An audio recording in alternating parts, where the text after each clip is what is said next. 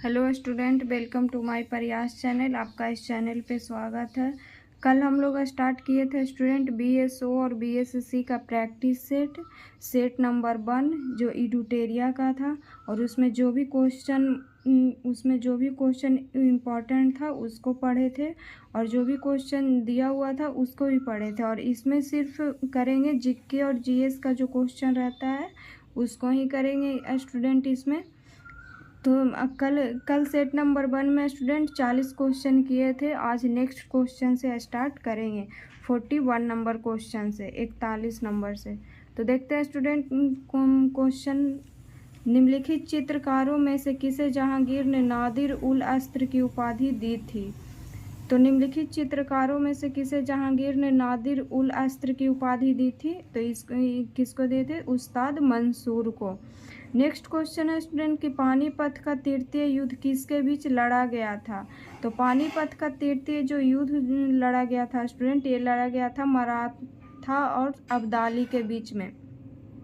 तो पानीपत का तृतीय युद्ध जो किसके किसके बीच लड़ा गया था स्टूडेंट? तो मराठा और अब्दाली के बीच में लड़ा गया था।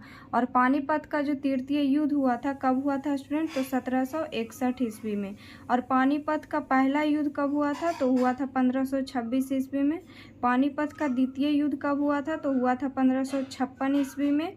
और पानीपत का तृतीय युद्ध कब हुआ था? तो ये हुआ था 1761 ईस्वी में। नेक्स्ट क्वेश्चन पढ़ेंगे स्टूडेंट कि बंगाल विभाजन को किस वर्ष रद्द किया गया? तो बंगाल विभाजन को किस वर्ष रद्द किया गया है? तो किया गया 1911 ईस्वी को। तो बंगाल विभाजन को किस वर्ष रद्द किया गया स्टूडेंट? तो ये किया गया था 1911 ईस्वी को। और बंगाल विभाजन को जो है किसने रद्द किया था? तो बंगाल विभाजन को जो रद्द किया था स्टूडेंट, ये किया था लॉर्ड हार्डिंग ने। तो बंगाल का विभाजन किस वर्ष हुआ था स्टूडेंट? तो बंगाल का विभाजन हुआ था 1905 ईस्वी में। और बंगाल विभाजन को किस वर्ष रद्द किया गया था? तो 1911 ईस्वी को। और बंगाल विभाजन किसने किया था? तो लॉर्ड कर्जन ने किया था। और बंगाल विभाजन को मतलब किसने रद्द किया था? तो ये किया था लॉर्ड हार्डिंग ने। नेक्स्ट क्वेश्चन है स्टूडेंट प्रथम सविनय अवज्ञा की संज्ञा किस आंदोलन को दी जाती है?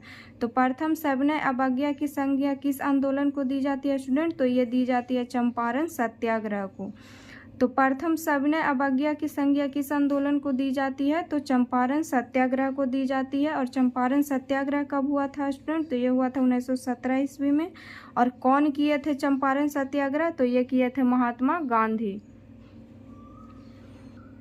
ये कौन किए थे स्टूडेंट चंपारण सत्याग्रह? तो चंपारण सत्याग्रह किए थे महात्मा गांधी 1917 ईस्वी में। और खेड़ा सत्याग्रह कब हुआ था स्टूडेंट? तो ये हुआ था 1918 ईस्वी में। और अहमदाबाद मिल हड़ताल ये कब हुआ था? तो 1918 ईस्वी में हुआ था।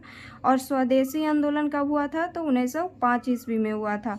और इसमें एक ऑप्शन ये भी है स्टूडेंट कि स्वदेशी आंदोलन को ही बंगाल विभाजन भी कहते हैं। तो पूछेगा स्टूडेंट क्यों क्वेश्चन कि स्वदेशी आंदोलन कब हुआ था? तो 1905 ईस्वी में हुआ था। और बंगाल विभाजन कब हुआ था? तो ये भी हुआ था 1905 ईस्वी में। और स्वदेशी आंदोलन को ही बंगाल विभाजन कहते हैं स्टूडेंट। और बिहार का प्रथम सत्याग्रह कौन था? ये भी क्वेश्चन पूछता है स्टूडेंट, सभी एग्जाम में पूछा भी गया है कुछ एग्जाम में कि बिहार में होने वाला प्रथम सत्याग्रह कौन था? तो ये था चंपारण सत्याग्रह, और जो किए थे महात्मा गांधी ने। नेक्स्ट क्वेश्चन है स्टूडेंट कि 1923 में गठित स्वराज पार्टी के महासचिव किसे नियुक्त किया गया था? तो 1923 में गठित स्वराज पार्टी के महासचिव किसे नियुक्त किया गया था स्टूडेंट? तो मोतीलाल नेहरू को। और स्वराज पार्टी के जो स्थापना किसने किया था? तो चित्तरंजन दास और मोतीलाल नेहरू दोनों किए थे। और इसका महासचिव किसे नियुक्त किया गया था? तो मोतीलाल नेहरू को नियुक्त किया गया था। नेक्स्ट क्वेश्चन है स्टूडेंट कि खुदाई खिदमतगार नामक स्वयंसेवी संगठन की स्थापना किसके द्वारा की गई थी? तो खुदाई खिदमतगार नामक स्वयंसेवी संगठन की स्थापना किसके द्वारा की गई थी स्टूडेंट? तो खान अब्दुल गफ्फार खान के द्वारा की गई थी। नेक्स्ट क्वेश्चन है स्टूडेंट कि नेक्स्ट क्वेश्चन है स्टूडेंट, द्वितीय बौद्ध संगति का आयोजन किसके शासनकाल में हुआ था? तो द्वितीय बौद्ध संगति का जो आयोजन हुआ था किसके शासनकाल में हुआ था स्टूडेंट? तो ये हुआ था कालाशोक के समय हुआ था। तो द्वितीय बौद्ध संगति का आयोजन किसके शासनकाल में हुआ था? तो कालाशोक के समय हुआ था।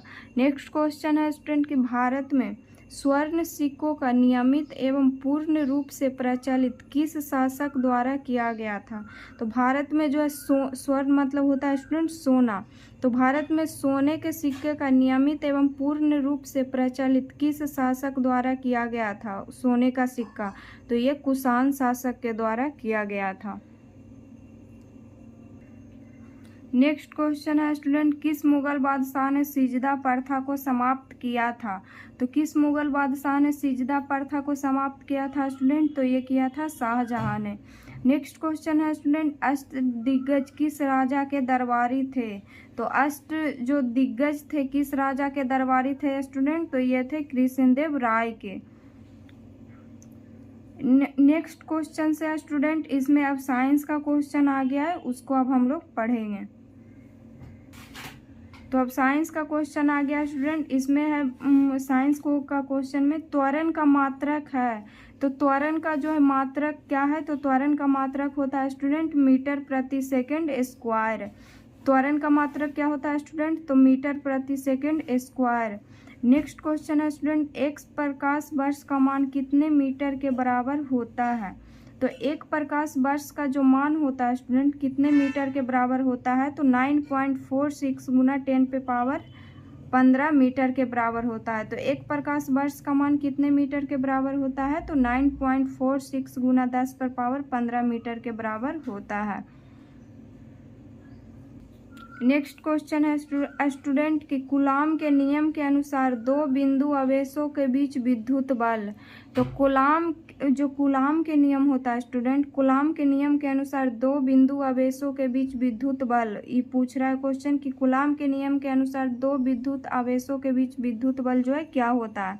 तो फर्स्ट ऑप्शन है स्टूडेंट कि आवेशों के बीच की दूरी के गुणनफल के व्युत्क्रमानुपाती होता है। सेकेंड ऑप्शन है स्टूडेंट कि आवेशों की मात्राओं के गुणनफल के व्युत्क्रमानुपाती तथा उनके बीच की दूरी के समानुपाती होता है। तो इसमें बोल रहा है स्टूडेंट कि आवेशों की मात्राओं के गुणनफल के व्युत्क्रमानुपाती तथा उनके बीच के दूरी के समानुपाती होता है। नहीं, ये भी गलत है। और फर्स्ट ऑप्शन में दिया हुआ था स्टूडेंट कि आवेशों के बीच के दूरी के गुणनफल के व्युत्क्रमानुपाती होता है, तो ये भी नहीं होता है। अब थर्ड ऑप्शन है आवेशों की मात्राओं के गुणनफल के समानुपाती और उनके बीच के दूरी के वर्ग के व्युत्क्रमानुपाती होता है, ये सही है स्टूडेंट। तो इसमें जो बोल रहा है कि आवेशों की मात्राओं के गुणनफल के समानुपाती और उनके बीच के दूरी के वर्ग के व्युत्क्रमानुपाती होता है, ये सही ऑप्शन है स्टूडेंट। तो कूलाम के नियम के अनुसार दो बिंदु आवेशों के बीच विद्युत बल क्या होता है? आवेशों के बीच के आवेशों के मात्राओं के गुणनफल के समानुपाती और उनके बीच के दूरी के वर्ग के व्युत्क्रमानुपाती होता है। नेक्स्ट क्वेश्चन है स्टूडेंट कि ग्लैव्नोमीटर का अनुप्रयोग किस लिए किया जाता है? तो ग्लैव्नोमीटर का अनुप्रयोग किस लिए किया जाता है? तो ये किया जाता है विद्युत धारा की उपस्थिति जांचने में। तो ग्लैव्नोमीटर का अनुप्रयोग किस लिए किया जाता है स्टूडेंट? तो विद्युत धारा की उपस्थिति जांचने में किया जाता है। नेक्स्ट क्वेश्चन है स्टूडेंट, यांत्रिक ऊर्जा को विद्युत ऊर्जा में रूपांतरण किसके द्वारा किया जाता है? तो यांत्रिक ऊर्जा को विद्युत ऊर्जा में रूपांतरण किसके द्वारा किया जाता है स्टूडेंट? तो डायनेमो के द्वारा किया जाता है यांत्रिक ऊर्जा को विद्युत ऊर्जा में। नेक्स्ट क्वेश्चन है स्टूडेंट कि निम्न में से कौन सा असंजक बल का उदाहरण नहीं है? तो इसमें बोल रहा है स्टूडेंट कि असंजक बल का उदाहरण नहीं है। तो फर्स्ट ऑप्शन है ब्लैकबोर्ड पर चौक से लिखना, ये है असंजक बल। किसी वस्तु का जल से भीगना, ये भी असंजक बल का उदाहरण है। जल से भीगी हुई दो प्लेटों का आपस में चिपकना, ये जो असंजक बल का उदाहरण नहीं है। तो ब्लैकबोर्ड पर चौक से लिखना ये असंजक बल का उदाहरण है। किसी वस्तु को जल से भीगना, ये भी असंजक बल का उदाहरण है। और जल से भीगी हुई दो प्लेटों को आपस में चिपकना, ये असंजक बल का उदाहरण नहीं है। तो इसका ऑप्शन नंबर हो जाएगा सी। नेक्स्ट क्वेश्चन है स्टूडेंट कि बहती हवा में ऊर्जा का कौन सा मूल रूप मौजूद होता है। जो हवा बहता है स्टूडेंट वायुमंडल में, उसमें ऊर्जा का कौन सा मूल रूप मौजूद होता है, तो ये होता है केवल गतिज ऊर्जा इसमें मौजूद होता है। नेक्स्ट क्वेश्चन है स्टूडेंट कि बैरोमीटर का पाठ्यांक जब धीरे धीरे ऊपर चढ़ता है तो मौसम की स्थिति कैसी होगी। तो बैरोमीटर का पाठ्यांक जब धीरे धीरे ऊपर चढ़ता है तो मौसम की स्थिति कैसी होगी, तो इसमें जो है दिन साफ होने की संभावना है। और बैरोमीटर का पाठ्यांक जो है स्टूडेंट जब एकाएक गिर जाता है तो उसमें मौसम की स्थिति कैसी होगी, उसमें आंधी आने की संभावना होती है। नेक्स्ट क्वेश्चन है स्टूडेंट सर्वप्रथम खोजा गया हार्मोन कौन सा था। तो सर्वप्रथम खोजा गया हार्मोन कौन सा था, तो सिक्रीटिन हार्मोन था। सर्वप्रथम खोजा गया हार्मोन कौन सा था स्टूडेंट, तो सिक्रीटिन हार्मोन जो है सर्वप्रथम खोजा गया था। नेक्स्ट क्वेश्चन है स्टूडेंट कि किस रक्त समूह में एंटीजन अनुपस्थित होता है। तो कौन से ब्लड ग्रुप में स्टूडेंट जो एंटीजन जो है अनुपस्थित होता है, तो ओ में जो है एंटीजन जो है एब्सेंट होता है। नेक्स्ट क्वेश्चन है स्टूडेंट सबसे बड़ा एक कोशिकीय जीव कौन सा है। तो सबसे बड़ा एक कोशिकीय जीव कौन सा है स्टूडेंट, तो यह है एसिटैबुलेरिया। तो सबसे बड़ा एक कोशिकीय जीव कौन है, तो एसिटैबुलेरिया है। नेक्स्ट क्वेश्चन है स्टूडेंट जंतु जगत का दूसरा सबसे बड़ा संघ कौन सा है। जंतु जगत का दूसरा सबसे बड़ा संघ है मोलस्का। और इसमें एक क्वेश्चन और पूछता है स्टूडेंट कि जंतु जगत का सबसे बड़ा संघ कौन सा है। तो जंतु जगत का सबसे बड़ा संघ जो है आर्थ्रोपोडा है और दूसरा सबसे बड़ा संघ कौन है, तो मोलस्का है। नेक्स्ट क्वेश्चन है स्टूडेंट हल्दी का पीला रंग किस वर्णक के कारण होता है। तो हल्दी का जो पीला रंग होता है ये कुरकुमीन के कारण होता है। नेक्स्ट क्वेश्चन है स्टूडेंट प्रोकैरियोटिक कोशिकाओं में श्वसन का कार्य किसके द्वारा किया जाता है।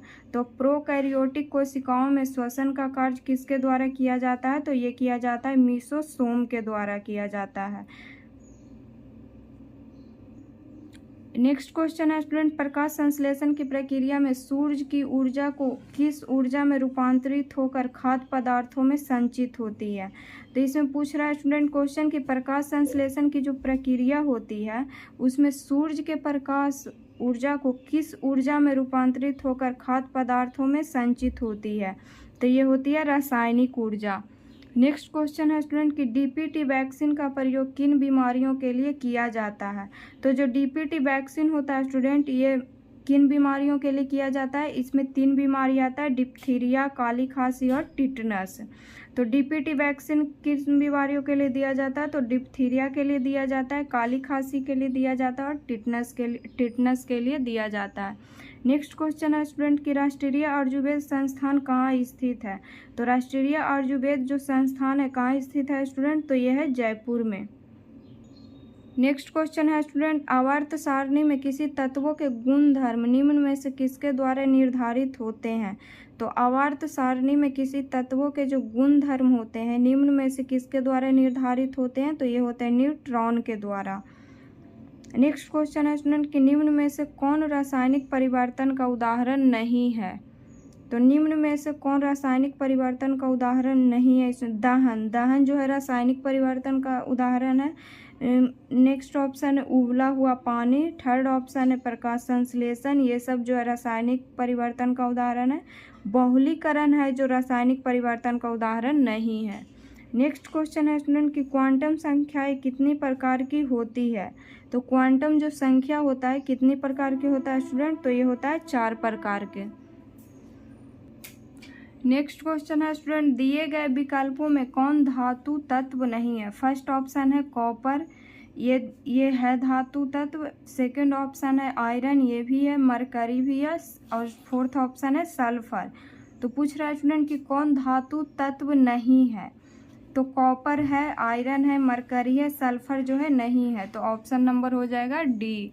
नेक्स्ट क्वेश्चन है स्टूडेंट इसमें पूछ रहा है कि 6C14 तथा 7N14 उदाहरण है किसका है। अपरूप का, संभारिक का, समस्थानिक का और इनमें से कोई नहीं। तो जो इसका जो ऊपर वाला जो अगर समान होता है स्टूडेंट तो वो होता है उदाहरण संभारिक का। तो तो ये किसका उदाहरण है स्टूडेंट, तो संभारिक का है। नेक्स्ट क्वेश्चन है स्टूडेंट कि बीटा कण निम्न में से किस प्रकार का आवेश का वहन करता है।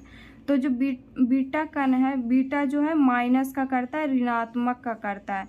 और इसमें क्वेश्चन ये भी पूछ सकता है स्टूडेंट कि अल्फा कण निम्न में से किस प्रकार का आवेश का वहन करता है। तो अल्फा कण करता है धनात्मक का और बीटा ऋणात्मक का। नेक्स्ट क्वेश्चन है स्टूडेंट कि एक परमाणु के तीन आधारभूत अवयव कौन से हैं। नेक्स्ट क्वेश्चन है स्टूडेंट कि एक परमाणु के तीन आधारभूत अवयव कौन से हैं। तो फर्स्ट ऑप्शन है प्रोटॉन, न्यूट्रॉन तथा आयन। ये नहीं होता है परमाणु के। प्रोटॉन, न्यूट्रॉन तथा इलेक्ट्रॉन, ये भी नहीं होता है। प्रोटियम, ड्यूटेरियम तथा ट्राइटेरियम, ये भी नहीं होता है। प्रोटॉन, न्यूट्रॉनो तथा आयन, ये होता है स्टूडेंट कि एक परमाणु के तीन आधारभूत अवयव होते हैं, प्रोटॉन, न्यूट्रिनो तथा आयन।